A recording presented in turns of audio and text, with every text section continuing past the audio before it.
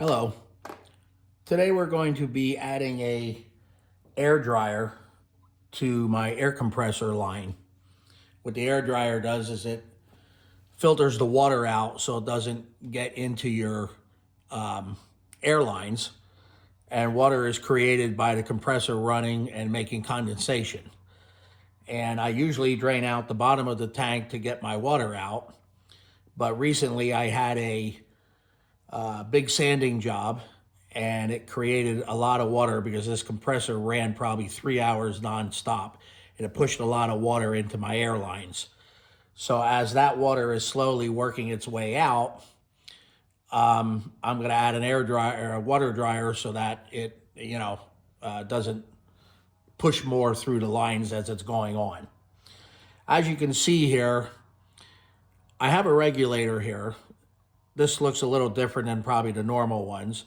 I have a regulator here that I have it regulated to 80 pounds. And what I do is I have this valve system here where this turns the tank on and off, feeding my lines.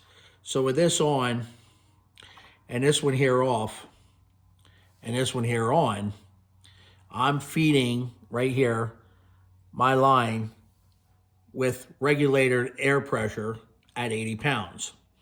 But sometimes when you get those stubborn bolts and you need some extra horsepower, you come over here, you adjust this, you watch the gauge, you up the pressure.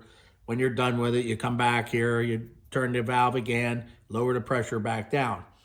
Well, I bypassed all that because I changed this around too much. So what I do is I have this valve on, putting 80 pounds of regulated pressure to my line.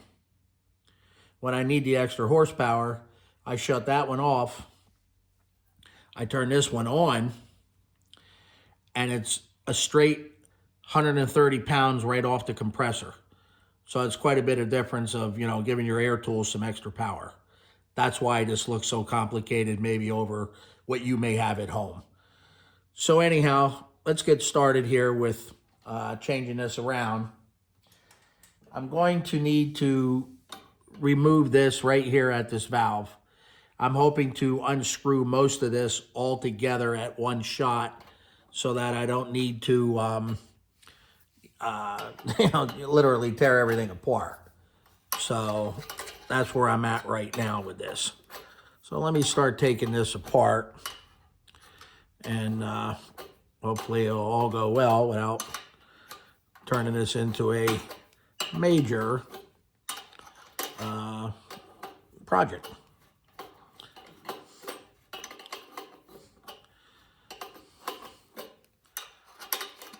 Okay, so now we're going to remove this, and we're going to lay that line down. And I believe I'm going to have to unscrew this here, this whole piece, and then I'm hoping to spin this piece off. So let's see how that works out. Yeah, not as I planned. Anyhow,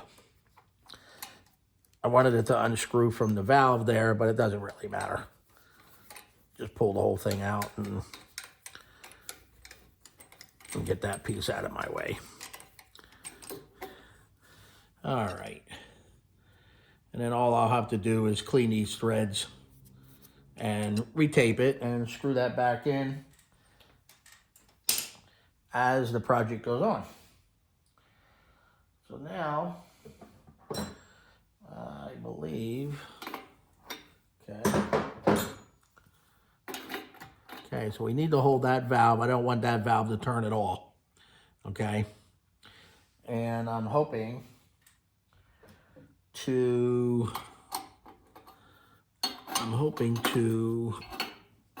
okay, I'm hoping to unscrew this.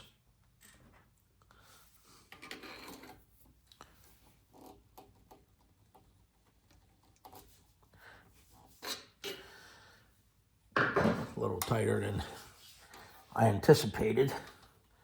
Maybe I was stronger that day I put all this together. But as you can see, that's off. So now what I would like to do is see if I can put a short nipple on this dryer. This is my dryer here. The air comes in one way through these and goes through the dryer, and this will collect the water. And you push this little valve and it squirts the water out. And as you can see, that's not going to work because the globe there is going to hit the tank. So, figuring that was going to happen, I have a little longer nipple here. And I'm just going to dry fit this for now to make sure that it will work, and then I'll tape it up. And yeah, I believe that's going to work. It's going to put it close. Again, a little closer than I was hoping to.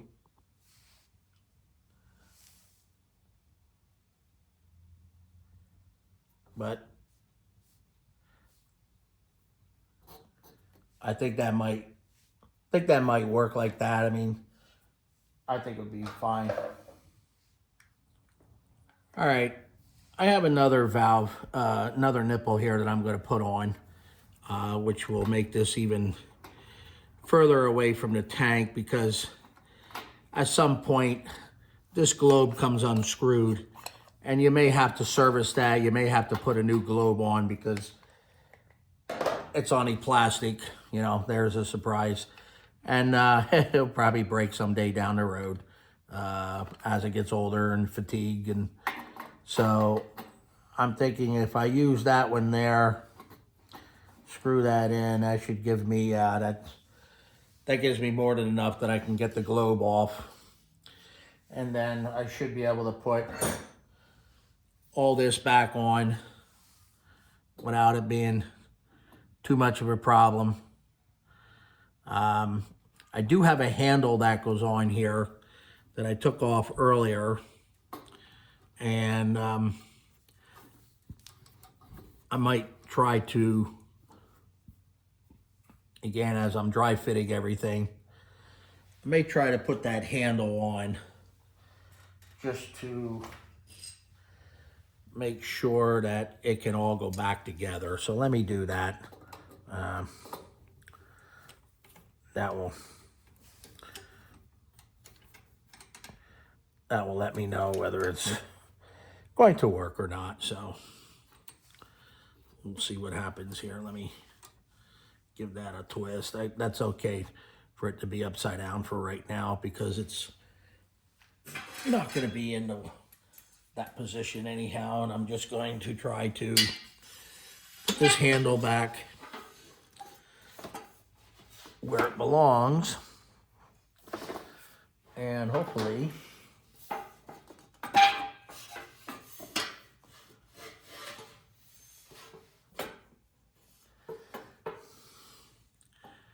yeah, see, that's going to be a problem there because this needs to go back a little more, and that's going to hit that. So we're going to have to come up with a different configuration here. We need to get this somehow closer, but I need to keep this on this side of all this. Otherwise, it won't go through before it goes out into the airline. All right, through further checking here, I believe we're going to be all right. It's going to be close, but I think we'll be okay. You know, this is reality on, you know, when you do a job. It doesn't always work out the way you plan. That's why you got to kind of figure in on that. So hopefully you have a little, you know, plan B, plan C, and all the way down the lineup, because that's how things happen. If you've done any projects, you know that nothing is plug and play.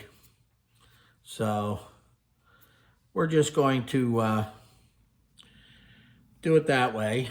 And I think once this all gets tightened up and gets drawn in a little bit, I think this clearance right here will actually fall right into place.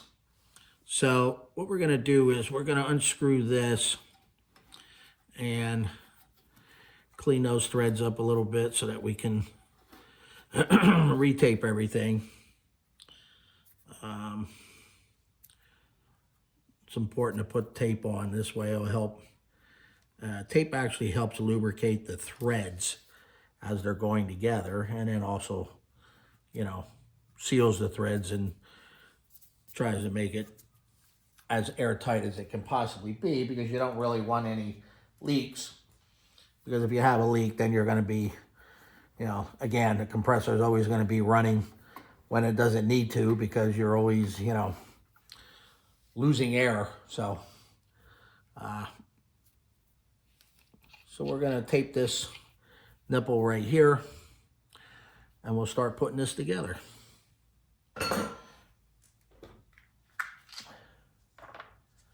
Now, I don't know if you know how to tape threads. You want the threads to go in the direction, you want the tape to go in the direction of the threads, so that as you're screwing it in, you don't tear the tape back off, okay? So therefore, we want it to go in that direction, and a couple times around. It's you know, the more the merrier isn't really the case here. Tape up the one end, get the other end taped up, and that will take care of that. And then we can get the party started on putting this together.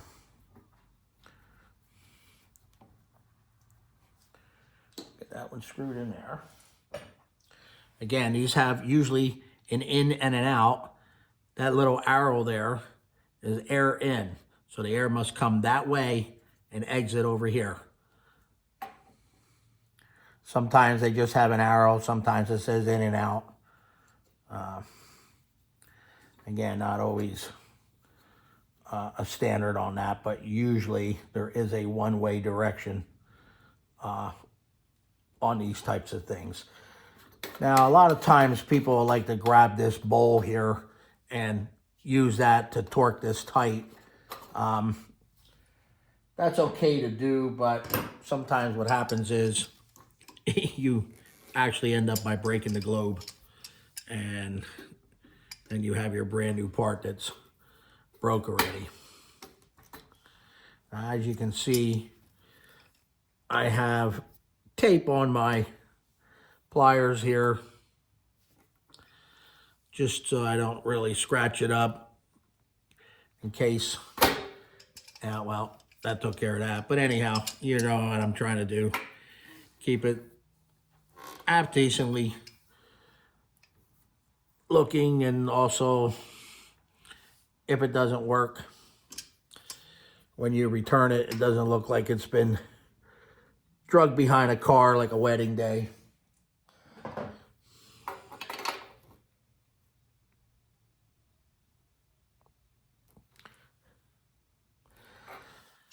All right.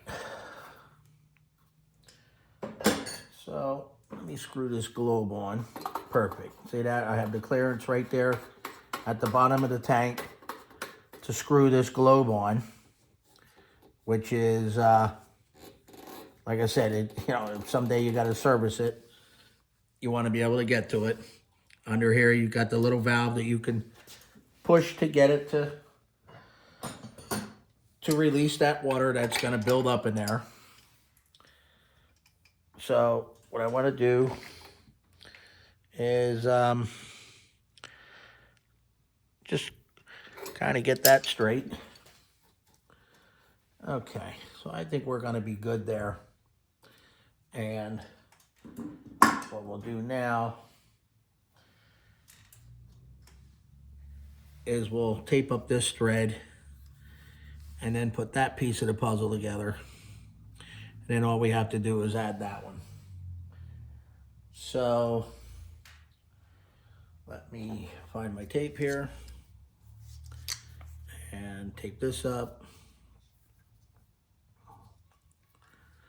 a little harder when you have a contraption like this in your hand, but it's the same theory as doing the nipple there. You a couple times around and you should be all right.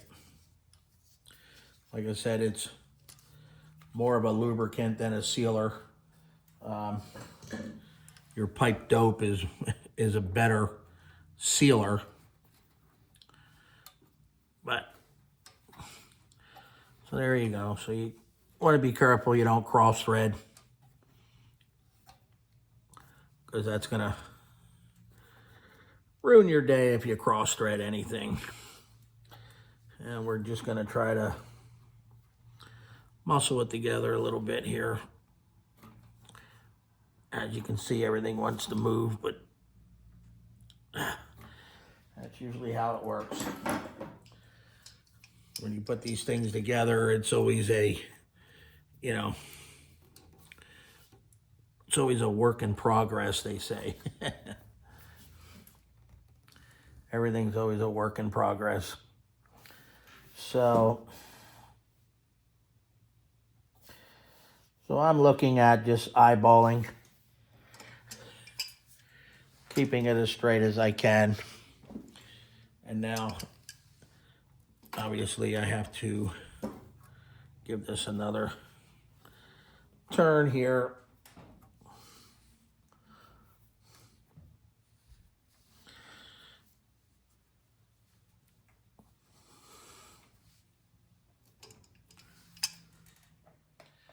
All right, so what we're gonna do is we're gonna come over here with this adjustable wrench, and that's hopefully gonna hold that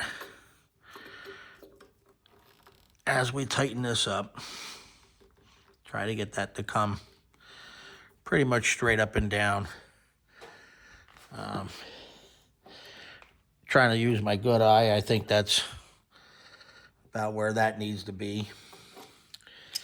And now, holding this so that that doesn't move on us, we need to bring this around to get it back over here. You really shouldn't go backwards with any of your threads. Once you tighten them, you should keep them in one direction,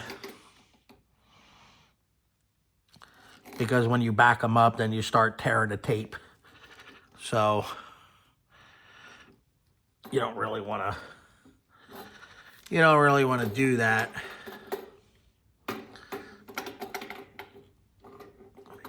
As you can see, everything's a little bit of a fight, but if you take your time, take some deep breaths, have a drink, anything that you may have to do to make your plan work, and you should be all right. So let's do that once. Let's put this here and see if we can fight with this to come up. And let's see how that looks. Again, I'm going to try to use my good eye. And it all looks like it's pretty much in line. So we'll see how that goes. Again, we will tape up the other thread here.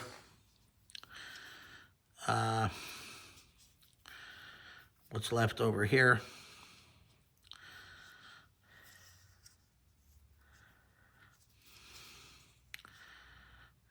Again, try to keep the tape as flat as you can without twisting and turning it and making it into a knot. Tear it off. Now, as you can see here, a little bit of the hole is covered. So you just want to kind of take that, you don't want any obstructions there. Just work it around so that the hole opens back up. And then we're going to screw the last piece of the puzzle here. And hopefully we're going to get this in without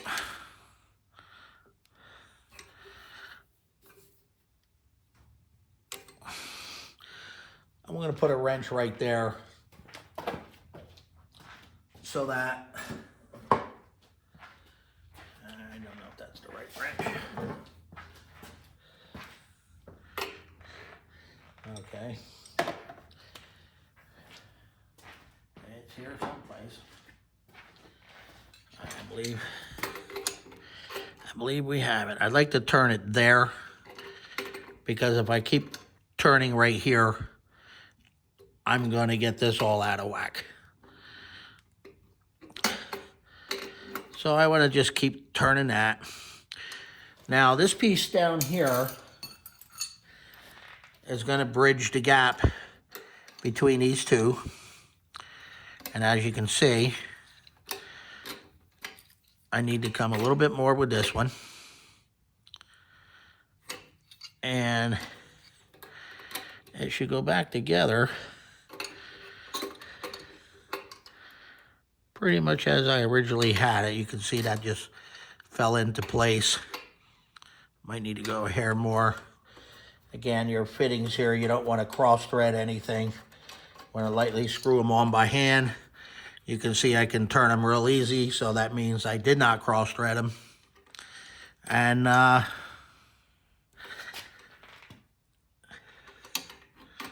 we will go from there. Let me just...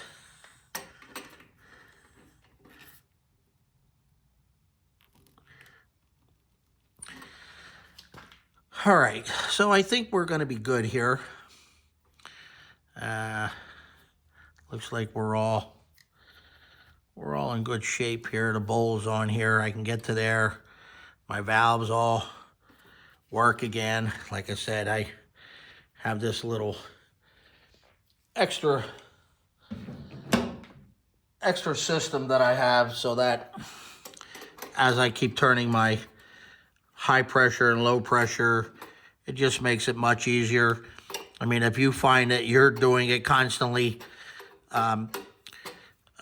if you're constantly changing your regulator, upping the pressure, lowering the pressure back and forth, you might want to look at this, and it's not all that hard to figure out. That front line here I use for an air hose just to blow off on my workbench. So that's just, doesn't really matter what the pressure is. I'm just using that to just blow things off with. This one down here feeds my other two lines that I have in the garage.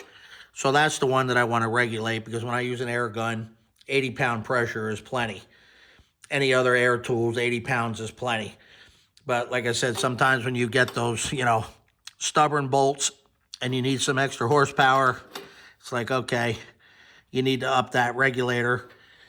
And again, instead of standing there and upping that regulator back and forth and watching the gauge and twisting and turning this and pushing it down to lock, I just come over here, turn that one off. That one's always on. This one's always off. This one's on. So that brings the air in. Now I'll go through the dryer, go through the regulator, come up over here and come out my line. Again, when I need that high pressure, I'm going to turn that one off.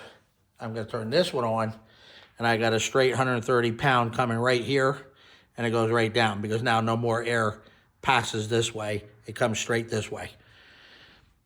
So like I said, again, if you do change it a lot, you might want to look at doing something like that and save yourself a little time. And there's nothing worse than, being in a hurry doing something and finding out that, again, something isn't going right and you need that extra power, then you're over here screwing with this thing. So I believe we're pretty good here. I'm going to put that handle back on, and I think we shall be fine. And that's about the end of the video for putting a dryer on. I thank you for watching.